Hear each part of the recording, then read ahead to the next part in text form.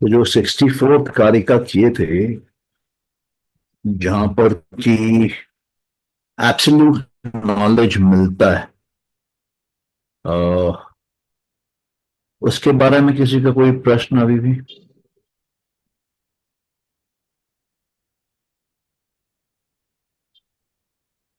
Absolute knowledge से क्या मतलब है?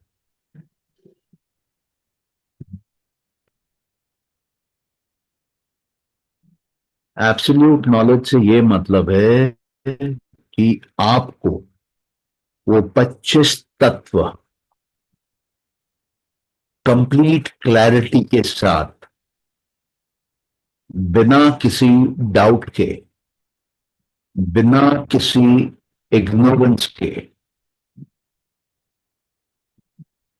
दिखे। अगर आप इन तत्वों को जब देख रहे हैं, तब आपके अंदर अस्मिता है, ईगो है, मैंपन है, मेरापन है। तो यहां पे क्लैरिटी नहीं आती है, क्लाउडीनेस आ जाती है। इन 25 तत्वों को आप गलत देखने लगते हैं। अगर यहां पर राग और द्वेष आ जाता है, लाइकिंग डिसलाइकिंग आ जाती है, तो भी दिक्कत होने लगती है देखने में। कंप्लीट क्लैरिटी, कंप्लीट सफाई के साथ सच्चाई दिखाई नहीं देती है। क्या सच्चाई? आपके अपने 25 तत्वों की, इस क्रिएशन की। क्रिएशन का मतलब प्रकृति नहीं है। क्रिएशन मतलब जो कुछ भी इस एग्जिस्टेंस में है, उसकी बात हो रही है। इसका मतलब प्रकृति की बात हो रही है, मूल प्रकृति की बात हो रही है, पुरुष की बात हो रही है। इसका मतलब प्रकृति में महत की बात हो रही है, बुद्धि की बात हो रही है, अहंकार, मानस, ज्ञान इंद्री, कर्म इंद्री, तन्मात्रा, पंचमहाभूत, पूरे की बात हो रही है।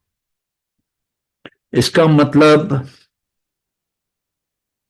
आपको ये समझ में आ रहा है कि पुरुष जो है, वो ना बनता है, ना कुछ बनाता है। मतलब ना प्रोड्यूस हुआ है और ना ही कुछ प्रोड्यूस करता है। बदलता नहीं है, ऐसा ही है। और जो मूल प्रकृति है, वो पैदा करती है, प्रोड्यूस करती है, बच्चे निकालती है।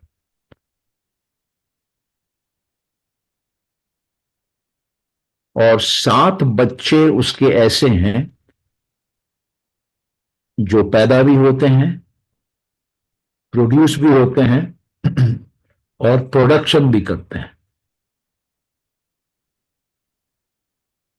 प्रकृति के अंदर 7 तत्व ऐसे हैं जो पैदा होते हैं और पैदा करते हैं दूसरे तत्वों को। और 16 तत्व ऐसे हैं जो पैदा तो होते हैं, लेकिन पैदा कुछ कर नहीं सकते हैं। इसका मतलब क्या? 7 तत्वों में प्रकृति आगे बढ़ती है और कुछ नया लेकर आती है। और 16 तत्वों में प्रकृति आगे तो बढ़ती है, लेकिन वहां उसका डेड एंड हो जाता है। उसके बाद वो कुछ नहीं कर सकती। तो मूल प्रकृति में क्षमता है पैदा करने की, वो प्रकृति पैदा करती है। प्रकृति पहले महत के रूप में पैदा होती है। महत मतलब कॉस्मिक लेवल की बुद्धि। और सिर्फ जब हम बुद्धि का प्रयोग करते हैं तो इंडिविजुअल लेवल की बुद्धि। इंडिविजुअल लेवल की बुद्धि और कॉस्मिक लेवल की बुद्धि का गुण सेम है, स्केल अलग है। कॉस्मिक लेवल की बुद्धि कॉस्मोस के लिए है और सिर्फ बुद्धि इंडिविजुअल के लिए है। दोनों ही बुद्धि के समान है। एक बड़ी है, बहुत बड़ी है, विराट है, और एक छोटी है। इन दोनों में क्षमता है, ये आगे पैदा करते हैं। बुद्धि पैदा होती है और बुद्धि कुछ और भी पैदा करती है, वो है अहंकार। अहंकार भी प्रकृति का वो तत्व है जो पैदा होता है और आगे पैदा करता है। ये दुनिया जो हमारी बनती है वो अहंकार बनाती है। वो उसका प्राइम मूवर है, प्राइम शेकर है, प्राइम डूअर है। और अहंकार फिर तन्मात्राएं बनाता है 5, जो भी आगे बनाते हैं। क्या बनाते हैं? पंच महाभूत बनाते हैं। तो जब ये आपको क्लियरली दिखता है, ये तत्व अलग अलग दिखते हैं, मतलब आपको ज्ञान आ गया है। जब आपको ये कंफ्यूजन में दिखते हैं, क्लाउडी दिखते हैं, आधा समझ में आया, आधा नहीं आया, थोड़ा भूल गए, थोड़ा दिमाग में आ ही नहीं रहा है, तो आप अंधकार में हैं। आपके 25 तत्वों में लाइट नहीं जली है। लाइट जलना मतलब ज्ञान आना, सच का आना।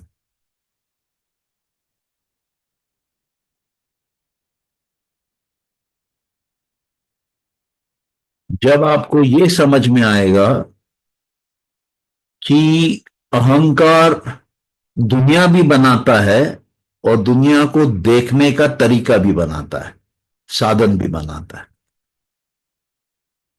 आपकी दुनिया बाहर बनी बनाई नहीं है,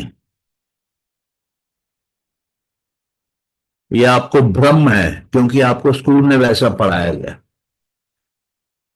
क्योंकि जो विदेश से आए,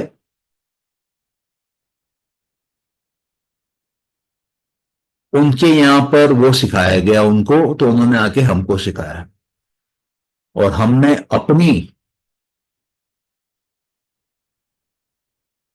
अपने शास्त्रों को छोड़ के, अपने ज्ञान को छोड़ के, हमने उनका ज्ञान सही मान के अपने आप को बांध दिया छोटे ज्ञान में। इसलिए हम दुखी हैं, इसलिए दुनिया दुखी है।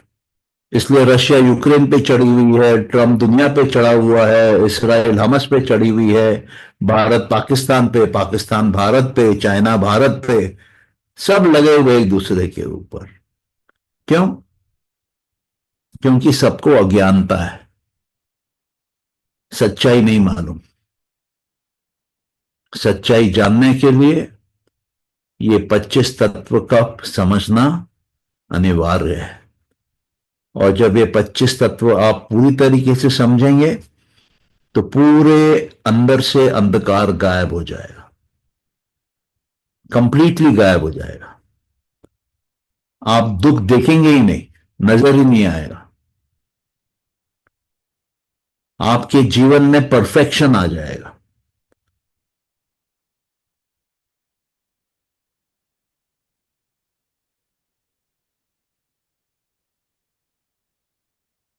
क्या परफेक्शन? दुख के विपरीत परम आनंद का परफेक्शन। आप अपने बारे में सोचेंगे तो भी परम आनंद में रहेंगे, आप औरों के बारे में सोचेंगे तो भी परम आनंद में रहेंगे, आप प्रकृति के बारे में सोचेंगे तो भी परम आनंद में रहेंगे, आप देवताओं के बारे में सोचेंगे तो भी परम आनंद में रहेंगे। कहीं पर भी से थोड़ा भी दुख आपके दरवाजे नहीं आएगा, परमानेंटली बंद हो जाएगा। उसके लिए इन 25 तत्वों को समझना जरूरी है। उसके लिए पुरुष को समझना जरूरी है, उसके लिए मूल प्रकृति को समझना जरूरी है, उसके लिए बुद्धि को समझना जरूरी है।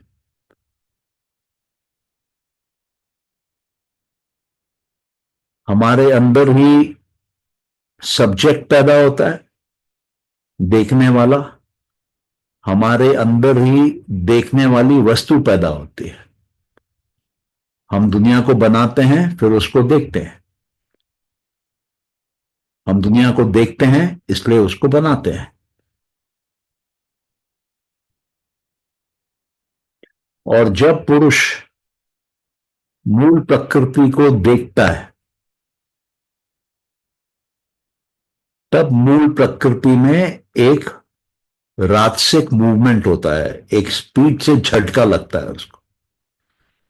उस झटके से बुद्धि बनती है, और उस बुद्धि में इतना झटका होता है कि वो रुकती नहीं है, वो अहंकार को बनाती है। अहंकार में इतना झटका होता है कि वो रुकता नहीं है। वो सात्विक अवस्था में मानस, ज्ञानेन्द्रिय, कर्मेंद्रिय को बनाता है। तामसिक अवस्था में तन्मात्राओं को बनाता है। और तन्मात्राओं में भी इतना झटका आता है उसका कि वो पंचमहाभूत बनाता है। अब वो झटके की शक्ति खत्म हो जाती है। पंचमहाभूत के बाद कुछ बन ही नहीं सकता है। वहां पर शक्ति शेष हो जाती है। वहां पर जो झटका आया था मूल प्रकृति का, वो खत्म हो जाता है। और वही झटका मानस में खत्म हो जाता है। मानस के बाद कुछ नहीं बनता है। वही झटका इंद्रियों में खत्म हो जाता है। ज्ञान इंद्रियों के बाद कुछ नहीं बनता है। कर्म इंद्रियों के बाद कुछ नहीं बनता है। तो जब पुरुष मूल प्रकृति को देखता है, वहां मूल प्रकृति एक झटका मारती है, और उस झटके में कुछ निर्माण करती है दुनिया की। और जब वो निर्माण करती है दुनिया की, तो बुद्धि में कुछ डाल देती है, रैंडम।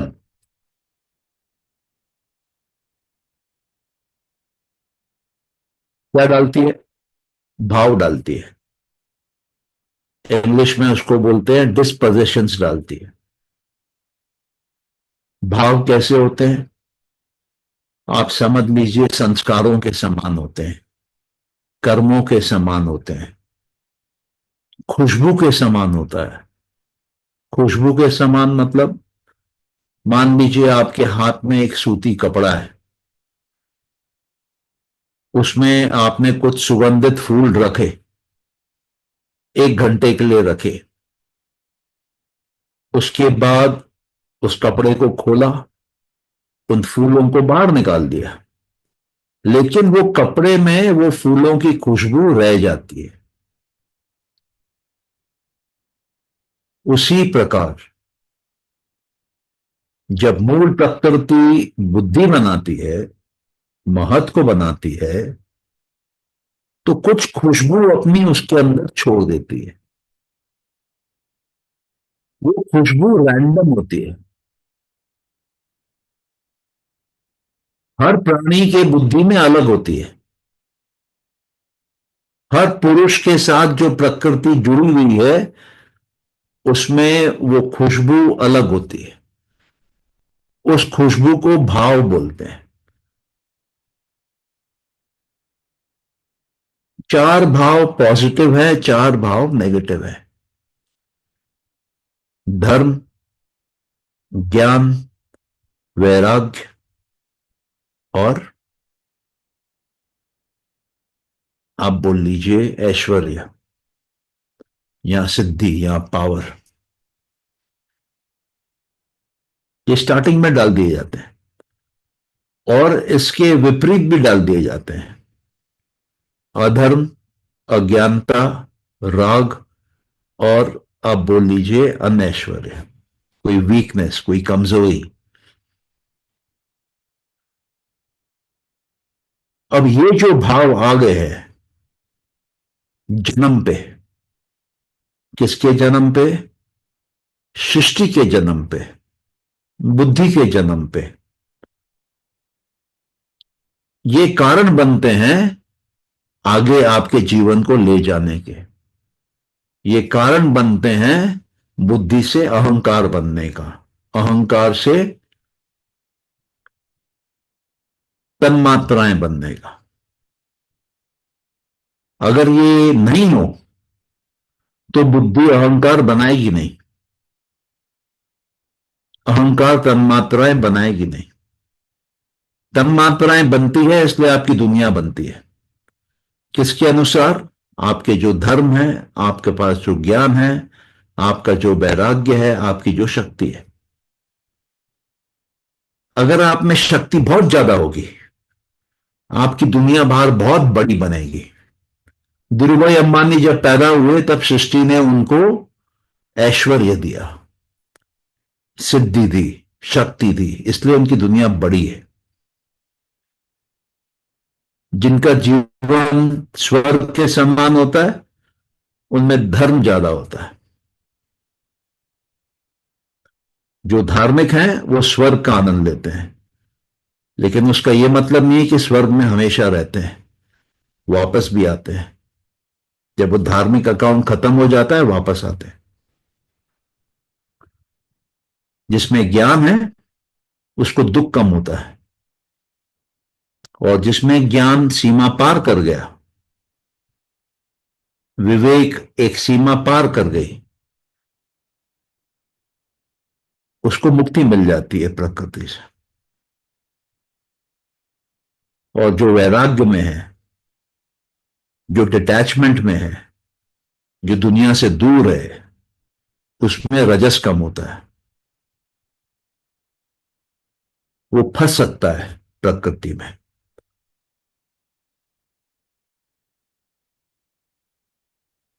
प्रकृति मतलब मूल प्रकृति में। वो मोक्ष में नहीं जाएगा। और बुद्धि के 50 रूप होते हैं। 5 होते हैं वो जो अज्ञानता से जुड़े हुए होते हैं, जो दुख का कारण बनते हैं। तो ये जो 5 अज्ञानता से जुड़े हुए हैं, जो दुख का कारण बनते हैं, उनसे दूर रहना होता है।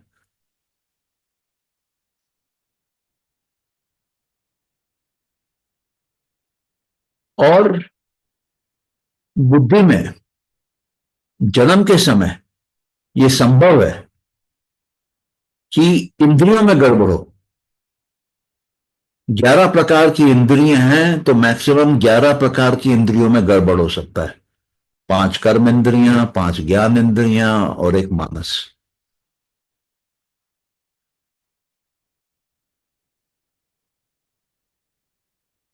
संतोष बुद्धि में 9 प्रकार के होते हैं। क्योंकि संतोष बुद्धि में 9 प्रकार के होते हैं तो असंतोष भी 9 प्रकार के होते हैं। और बुद्धि में सिद्धियां, पावर, परफेक्शन, सक्सेस के 8 रूप होते हैं। उनमें से 3 अंतिम होते हैं, 5 वो होते हैं जो उन 3 तक पहुंचाते हैं।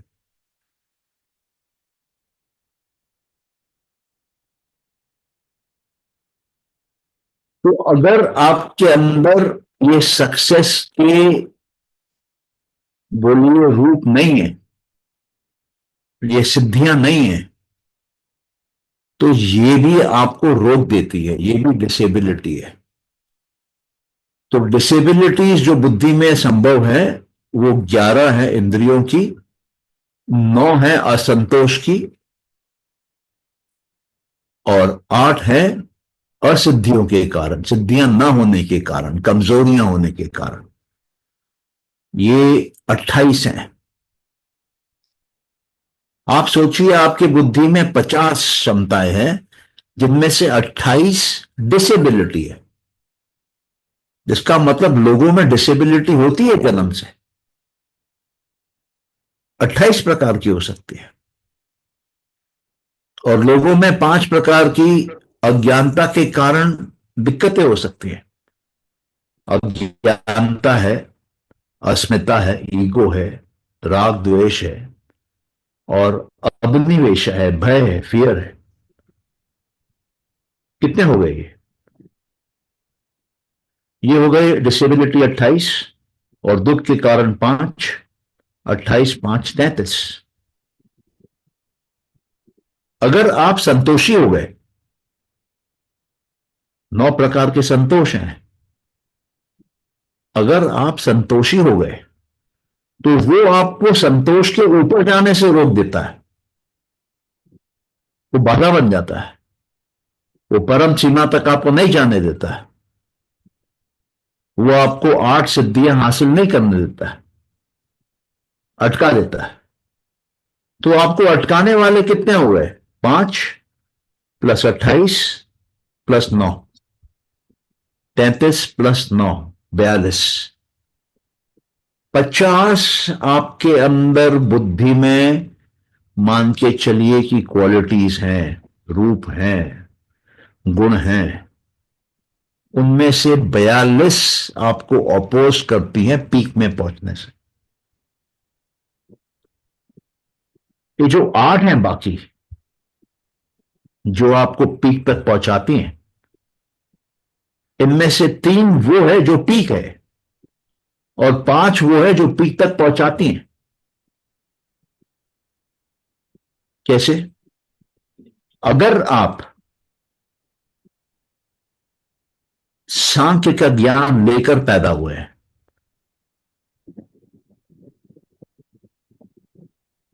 तो आप परम तक पहुंच जाएंगे। अगर आपने सांख्य का ज्ञान खुद सीख के हासिल किया है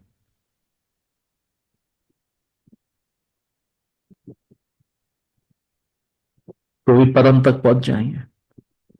अगर आपने सांख्य किसी गुरु के माध्यम से सीखा है तो भी पहुंच जाएंगे। अगर आपने सांख्य का अध्ययन किया है किसी गुरु के साथ, मतलब खुद भी पढ़ा है और गुरु से भी सीखा है, तो भी आप पहुंच जाएंगे। और 5वां, अगर कोई ऐसा इंसान जो सांख्य को समझा हुआ है, आप उसको खुश करने के लिए दान देते हैं, दक्षिणा देते हैं, और वो आपको सिखाता है सांख्य, तो भी आप परम सीमा पे पहुंच सकते हैं, मुक्त हो सकते हैं पूरे प्रकृति से। तो प्रकृति से मुक्त होने के लिए क्या चाहिए? ज्ञान चाहिए। या खुद डायरेक्ट, या गुरु के शब्दों से, या अध्ययन करके, या दक्षिणा देके, किसी भी माध्यम से आपको स्टडी करनी है, आपको नॉलेज लेना है। या तो पिछले जन्मों में आपका पड़ा हुआ है, इस जन्म में आप उसका क्लोजर कर रहे हैं, फिनिशिंग कर रहे हैं।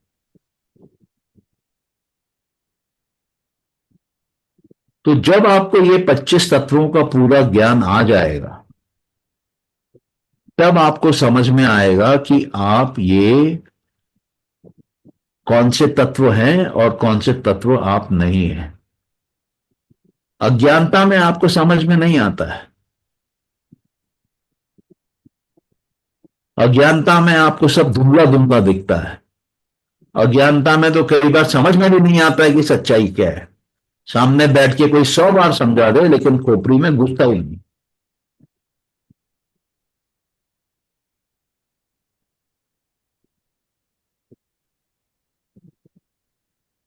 तो जब आपको समझ में आएगा कि आप पृथ्वी नहीं है, आप जल नहीं है, आप वायु नहीं है, आप अग्नि नहीं है, आप आकाश नहीं है, आप शब्द नहीं है, आप स्पर्श नहीं है, आप रूप नहीं है, आप रस नहीं है, आप गंध नहीं है, आप कोई कर्म इंद्री भी नहीं है, आप कोई ज्ञान इंद्री भी नहीं है, आप मानस भी नहीं है, आप अहंकार भी नहीं है, आप बुद्धि भी नहीं है, आप महत या मूल प्रकृति भी नहीं है। आप पुरुष हैं जो न पैदा होता है और न कुछ पैदा करता है। आप सबसे बाहर हैं।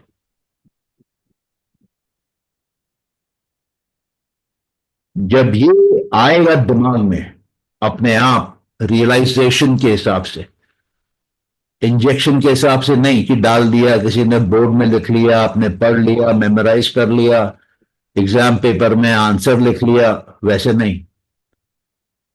जब ये 25 तत्व बिल्कुल स्पष्ट रूप से दिखेंगे, इनका दर्शन होगा,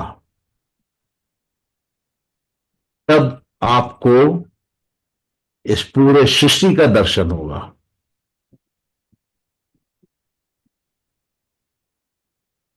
तब आपको सिद्धियों का दर्शन होगा। तब आप एब्सोल्युटली अल्टीमेट इवॉल्व पर्सनैलिटी बनेंगे।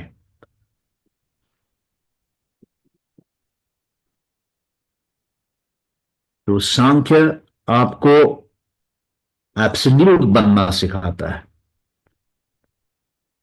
अल्टीमेट बनना सिखाता है, और वो सिर्फ ज्ञान से पॉसिबल है।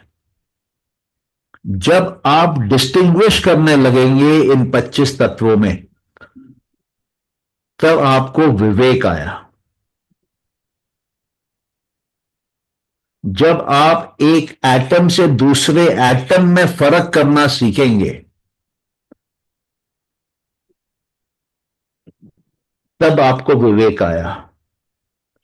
जब आप समय के एक क्षण को दूसरे क्षण से काट के अलग करेंगे और देख पाएंगे, तब आपको विवेक आया। जब आप प्रकृति के 3 गुणों में सत्व को अलग, रजस को अलग, तमस को अलग करके देख पाएंगे, तब आपको विवेक आया। जब आप बुद्धि और पुरुष को अलग करके देख पाएंगे, तब आपको विवेक आया। तब आपको ज्ञान आया। तब आपके सामने पूरी सच्चाई दिखाई देगी। तब आप परम ज्ञानी हो जाएंगे, ब्रह्म ज्ञानी हो जाएंगे। आपको कोई फिरंगी की किताब पढ़नी नहीं पड़ेगी ज्ञान के लिए। आप देख के पढ़ लेंगे उस तत्व को।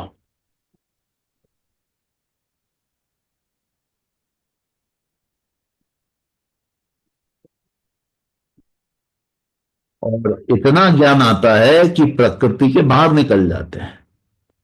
ये जितने भी धर्म हैं, ये प्रकृति के अंदर के हैं। ये जितने भी गुरु है, अवतार है, देवता है, ये सब प्रकृति के अंदर के हैं। ये 25 तत्वों को समझने से आप अनंत में निकल जाते हैं। मात्र 25 तत्व, और वो भी ये 25 तत्वों की दुनिया में आपको सब कुछ अनंत तक जानने की जरूरत नहीं है।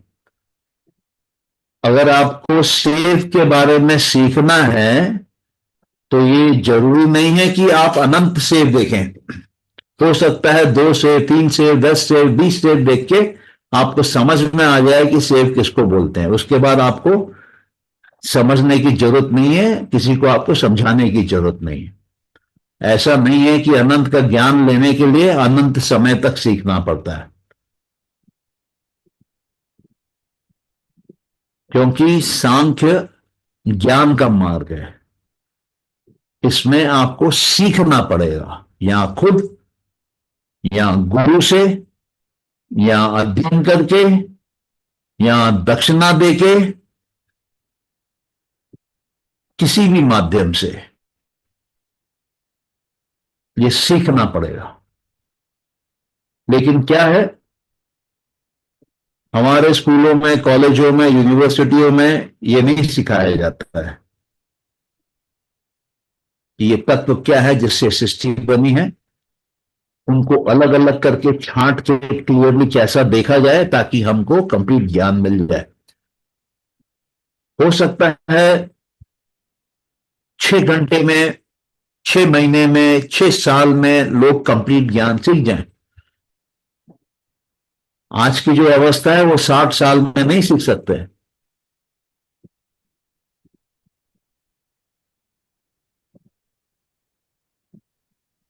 तो ये कहते हैं उसमें 64th में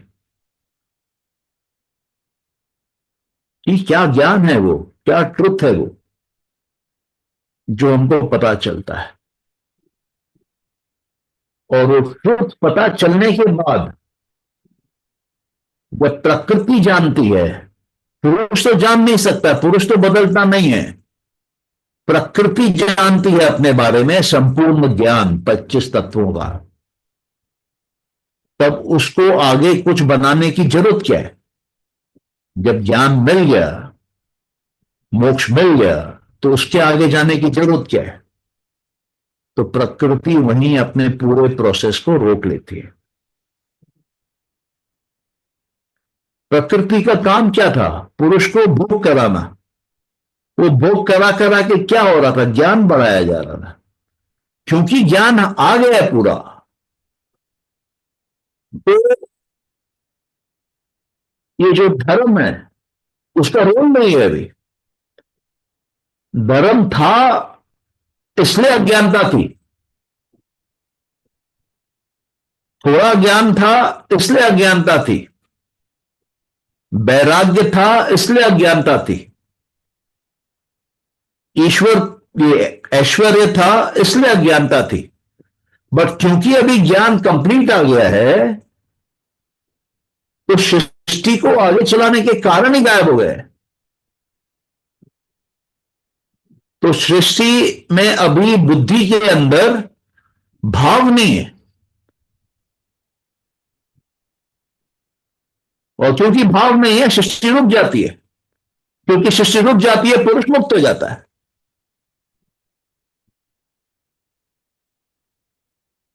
इतना सरल है। इसके ऊपर किसी को अगर कोई सवाल करना हो तो आप कर लीजिए अभी।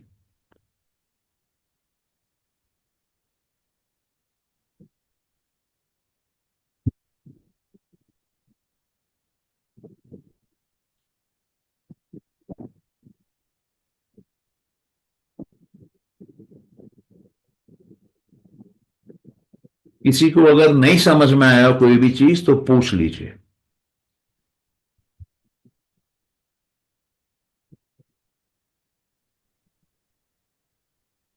पिछले सब 25 तत्वों को आपने बात की है। ये 25 तत्व को क्या अलग अलग उसके ऊपर कंसंट्रेशन करके मतलब किया जाना चाहिए क्या?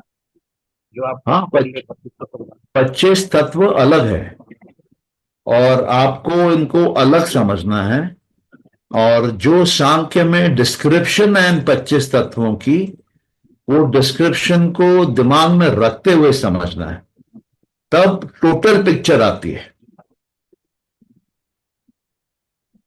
और तब आपको ऐसा लगेगा कि आप अपने जीवन को धरती से नहीं देख रहे हैं, कहीं बहुत ऊंचाई से देख रहे हैं, अनंत के मूल प्रकृति के भी ऊपर से देख रहे हैं, न बदलते हुए जगह से देख रहे हैं।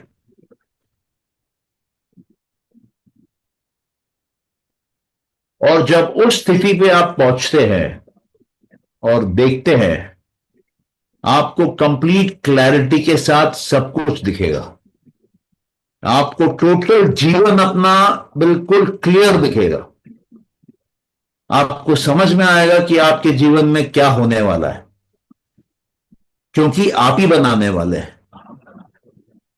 जी। और आप उसको मूल प्रकृति के भी ऊपर से नीचे देख रहे हैं। मूल प्रकृति प्रोसेस चालू कर रही है, महत में आ रहा है, बुद्धि में आ रहा है, अहंकार में आ रहा है, तन्मात्रा में आ रहा है, पंचमहाभूत आप तैयार कर रहे हैं।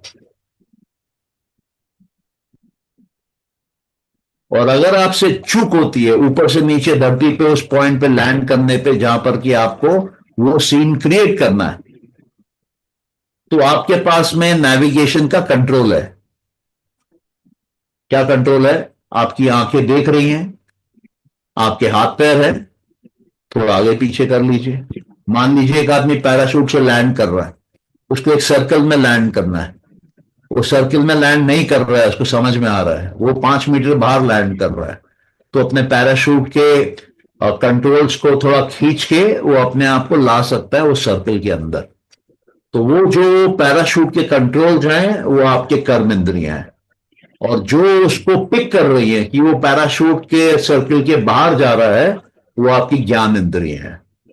वो पिक कर रही है और वो नॉलेज इंफॉर्म कर रही है बुद्धि को। और क्योंकि बुद्धि एग्जीक्यूट कर रही है, बुद्धि आपको, बुद्धि ने पैराशूट बनाया, बुद्धि ने आपके शरीर को बनाया, बुद्धि ने धरती बनाई, बुद्धि ने सर्कल बनाया, और आपको सर्कल के बीच में लैंड करने का प्रोग्राम दिया है। किसी कारण से हवा तेज चल गई, तो आपको वो कंट्रोल्स हैं कर्म इंद्रियों के, ज्ञान इंद्रियों के, मानस के, कि उसको अंदर में लैंड करें। आपका जीवन 110% आपके मुट्ठी में है, अगर आपको सिस्टम समझ में आए तो, कि ये चलता कैसा है, ये चलता कैसा है, और आप कौन है।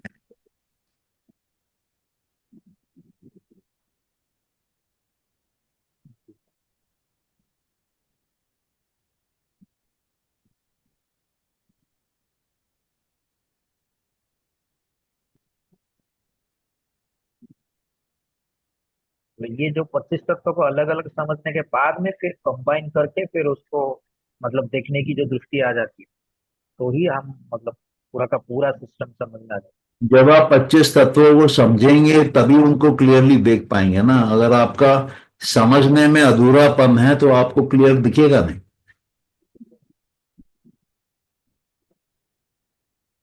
अगर आपके देखने में अंधकार है तो आपको क्लियर दिखेगा नहीं। अज्ञानता है तो अंधकार है। अगर आपका देखने में क्लाउडीपन है तो आपको क्लियर दिखेगा नहीं। तो आपको जो नॉलेज मिलेगा वो भी क्लाउडी मिलेगा। क्लाउडी नॉलेज में आप ठीक से लैंड नहीं कर पाएंगे, आपका एक्सीडेंट हो जाएगा। तो आपको प्रॉपरली समझना पड़ेगा। और जैसे कहा गया है सांख्य में, या तो पिछले जन्म से सीख के आइए, या तो दक्षिणा दे के सीखिए, या तो अध्ययन करिए गुरु के साथ, या के गुरु के शब्दों को सुनिए और उससे समझ लीजिए। ऐसे 4-5 तरीके दिए हुए हैं सांख्य कारिकाओं में।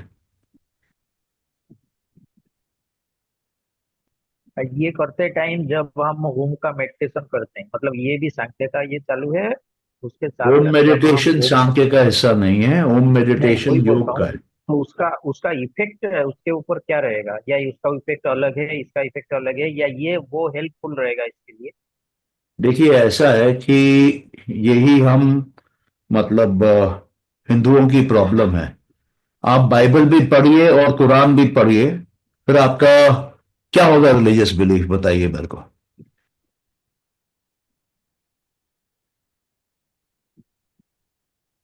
आपको एक सिस्टम फॉलो करना होगा। आपकी गाड़ी है, वो पेट्रोल भी उसमें, पेट्रोल की भी इंजन लगा लीजिए और इलेक्ट्रिक व्हीकल भी लगा लीजिए, और चेंज करते रहिए चलाते वक्त, क्या होगा? आप अपने पेट्रोल की गाड़ी में डीजल डाल दीजिए, दोनों डाल दीजिए, और मन करे तो केरोसिन भी डाल दीजिए, क्या होगा?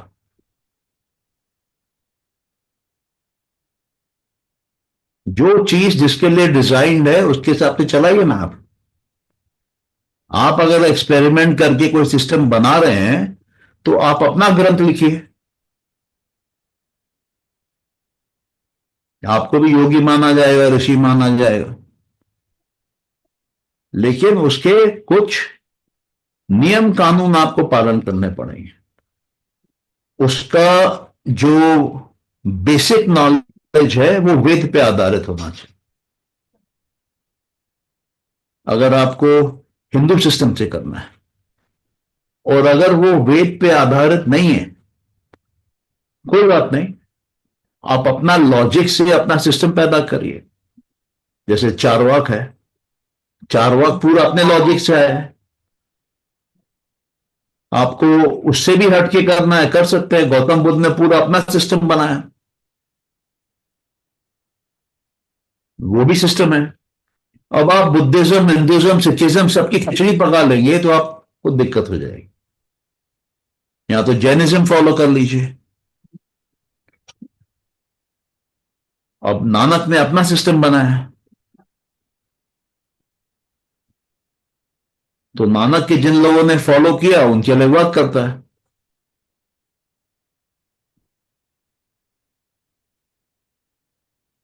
नानक आए हिंदुइज्म से, बट उनके गुरुद्वारों में आपको कोई भी देवी देवताओं के फोटो नहीं मिलेंगे, उनके गुरुओं के फोटो नहीं मिलेंगे, क्योंकि वो निर्गुण निराकार में विश्वास करते हैं।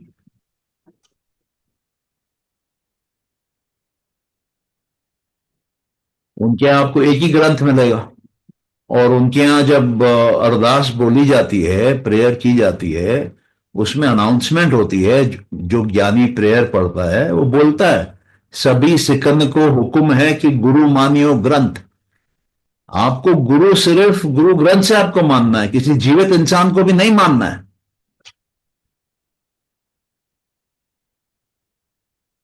तो आपको सिस्टम फॉलो करना पड़ेगा। लेकिन हमारे यहाँ क्या है कि कैजुअल बातें होती है, तो उसी में यह दिक्कत है। हम ऑथेंटिक ओरिजिनल जो है उसको फॉलो नहीं करते हैं। हमारी गलती भी नहीं है, हम हमको जानकारी भी नहीं है।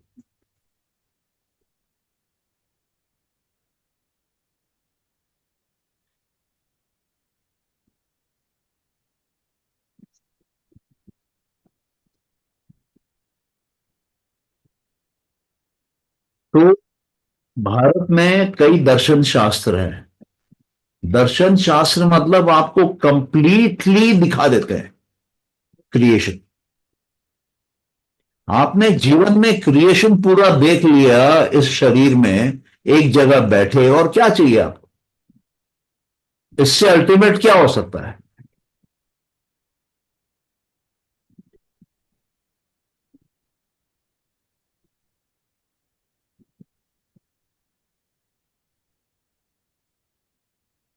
आपको अल्टीमेट पावर चाहिए, उसका भी सिस्टम है। सिद्धियों के लिए आपको योग में जाना पड़ता है। आपको एब्सोल्यूट नॉलेज चाहिए, तो वो सांख्य में अवेलेबल है, वो योग में अवेलेबल है, बहुत जगह अवेलेबल है।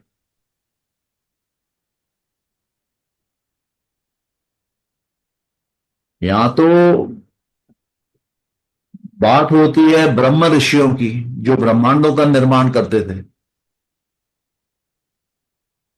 देव ऋषियों की, जो देवलोक का निर्माण करते थे। तो हम क्या है, हम अपने ही लिटरेचर पे विश्वास नहीं करते हैं। हमको दूसरों की किताबें अच्छी लगती हैं।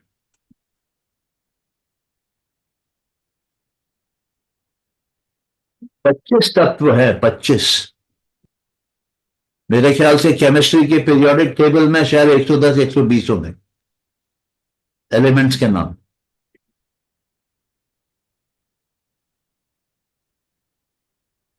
आप जिस क्लास में पढ़े होंगे स्कूल में, उसमें 30 40 50 60 बच्चे होंगे। जी। आपको 25 तत्वों को समझना है बस। और जीवन एक अलग पैराडाइम शिफ्ट में चला जाता है, अलग दुनिया में चला जाता है, अलग व्यूइंग पॉइंट पे चला जाता है। अलग जगह से आप अपने आप को देखते हैं, दुनिया को देखते हैं, सबको देखते हैं। और आपको इतने क्लैरिटी से सब कुछ समझ में आता है।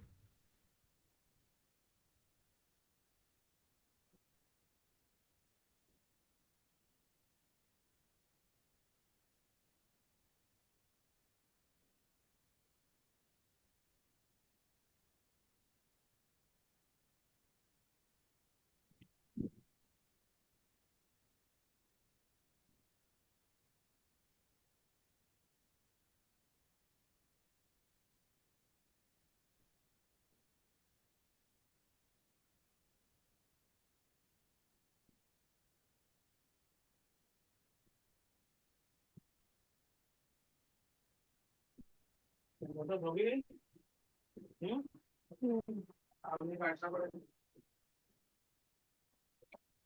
बोल रही है वरना जी?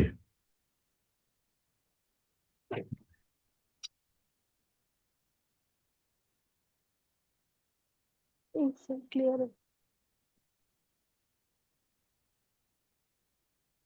किसी का कोई क्वेश्चन?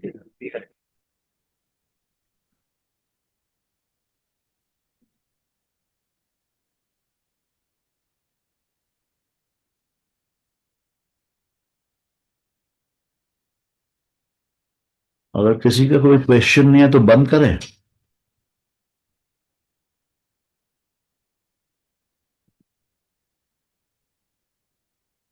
हाँ जी सर। चलिए फिर। Thank you sir. Thank you.